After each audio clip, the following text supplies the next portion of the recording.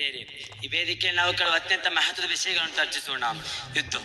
ಯುದ್ಧವು ಮಾನವ ಕುಲವನ್ನು ಕಲುಷಿತಗೊಳಿಸುವ ಮತ್ತು ಭಯಭೀತಗೊಳಿಸುವ ಸಮಸ್ಯೆಯಾಗಿ ಇಂದಿಗೆ ಅನೇಕ ಶತಮಾನಗಳಾಯಿತು. ಇಂದಿನ ಕಾಲದಲ್ಲಿ ಫಲಸ್ತೀನ್ ಮತ್ತು ಉಕ್ರೇನ್ ದೇಶಗಳಲ್ಲಿ ಯುದ್ಧದ ದುರಂತದಿಂದ ಲಕ್ಷಾಂತರ ಜನರು ತೊಂದರೆಗೊಳಗಾಗುತ್ತಿದ್ದಾರೆ. ದಶಕಗಳ ನಂತರ ನಡುಕದೆ ನೆನಪಿಗೆ ಬರುವ ಹೆಸರುಗಳಾಗಿವೆ ಹಿರೋಶಿಮಾ ಮತ್ತು ನಾಗಸಾಕಿಯು.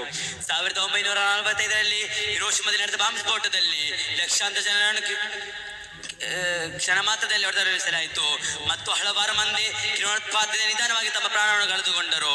4130 ಕಿಲೋಗ್ರಾಂ ತೂಕದ ಫ್ಯಾಟ್ಮನ್ ಬಾಂಬ್ ನಾಗಸಾಕಿ ಮೇಲೆ ಬೀಳಿಸಿದಾಗ 3 ಲಕ್ಷಕ್ಕೂ ಹೆಚ್ಚು ಜನರು ಜೀವನಾಶಕ್ಕೆ ಒಳಗಾದರು.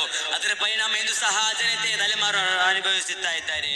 ಪ್ರಥಮ ಮತ್ತು ದ್ವಿತೀಯ ವಿಶ್ವಯುದ್ಧದಲ್ಲಿ 106 ಕೋಟಿ ಜನರು ಪ್ರಾಣ ಕಳೆದುಕೊಂಡು ಲೋಕ ರಾಷ್ಟ್ರ ದೊಡ್ಡ ಮಟ್ಟದ ನಾಶವನ್ನು ಅನುಭವಿಸಿದವು. ಆದರೆ ಯುದ್ಧವು ಶಾಂತಿಯನ್ನು ತರಲಿಲ್ಲ, ಬದಲಾಗಿ ಅದು ಮಾನವ ಕುಲ ಮತ್ತು ಪ್ರಕೃತಿಯ ನಡುವೆ ಸ್ಥಿರತೆಯನ್ನು ಧ್ವಂಸ ಮಾಡಿತು. ಸಾಮ್ರಾಜ್ಯವಾದಿ ಪ್ರಭಾವವನ್ನು ಹೆಚ್ಚಿಸಲು, ತಮ್ಮ ಪ್ರಜೆಗಳನ್ನು ಯುದ್ಧಕ್ಕೆ ತೊಡಗಿಸಲು ಮತ್ತು ಶಸ್ತ್ರಾಸ್ತ್ರ ಮಾರಾಟದಿಂದ ಆರ್ಥಿಕ ಲಾಭ ಗಳಿಸಲು ಕೆಲ ದೇಶಗಳು ಯುದ್ಧವನ್ನು ಕೈಗೊಂಡಿವೆ.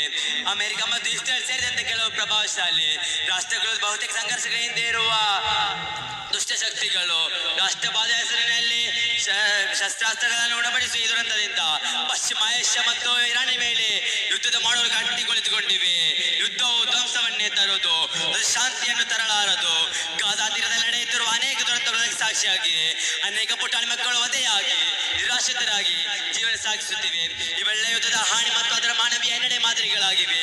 ಯುದ್ಧದ ಪರಿಣಾಮವಾಗಿ ಆಹಾರ ಮತ್ತು ಮೂಲಭೂತ ಸೌಲಭ್ಯಕ್ಕೆ ಕೊರತೆ ಉಂಟಾಗಿ ಬಡವರು ಮತ್ತು ಶರಣಾರ್ಥಿಗಳು ಹೆಚ್ಚಿನ ಸಂಕಟವನ್ನು ಅನುಭವಿಸುತ್ತಿದ್ದಾರೆ. ರಷ್ಯಾ ಉಕ್ರೇನ್ ಯುದ್ಧವು ಇನ್ನೂ ಅಂತ್ಯ ಕಂಡಿಲ್ಲ. ಇದರಿಂದಾಗಿ ಬಡತನ ಮತ್ತು ಹಸಿವಿನಿಂದ ನರಳುತ್ತಿರುವ ಜನರ ಸಂಖ್ಯೆ ಹೆಚ್ಚಾಗಿದೆ. ಯುದ್ಧದ ಕುತೂಹಲದಿಂದ ಬಾಧಿತವಾಗಿ ನಾಯಕರಿಗೆ ಕೆರೆಯುವುದು. ಯುದ್ಧವು ಯಾವಾಗಲೂ ನಾಶವನ್ನು ಮಾತ್ರ ತರಬಹುದು, ಶಾಂತಿಯ ವಾಗ್ದಾನವೇ ಇಲ್ಲ. ಶಾಂತಿ ಮತ್ತು ಸಹೋದರತೆಯ ಕಾವ್ಯವನ್ನು ಯುದ್ಧದಿಂದ ಬದಲು ಸಾಮಾಜಿಕ ಬದಲಾವಣೆ ಮೂಲಕವೇ ಹಾಡಬೇಕು. ನಮ್ಮ ಪ್ರಿಯ ನಾಯಕರ ಸಲಹೆಯಿಂದ ರಾಷ್ಟ್ರಪಿತ ಮಹಾತ್ಮ ಗಾಂಧಿ, ನೆಲ್ಸನ್ ಮಂಡೇಲಾ ಮತ್ತು ಮಾರ್ಟಿನ್ ಲೂಥರ್ ಕಿಂಗ್ ಅವರು ನೀಡಿದ ರಕ್ತಹೀನ ಕ್ರಾಂತಿಗಳ ಮಾದರಿಗಳು ಈ ನಿಟ್ಟಿನಲ್ಲಿ ಬೇರೆ ನೀಡುತ್ತವೆ.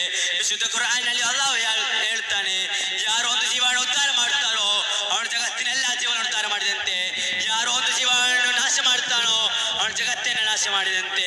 ಇಂತಹ ತತ್ವಜ್ಞಾನವನ್ನು ಪಾಲಿಸಿ ಶಾಂತಿಪೂರ್ಣ ಭವಿಷ್ಯಕ್ಕಾಗಿ ನಾವೆಲ್ಲರೂ ಪ್ರಾರ್ಥಿಸೋಣ.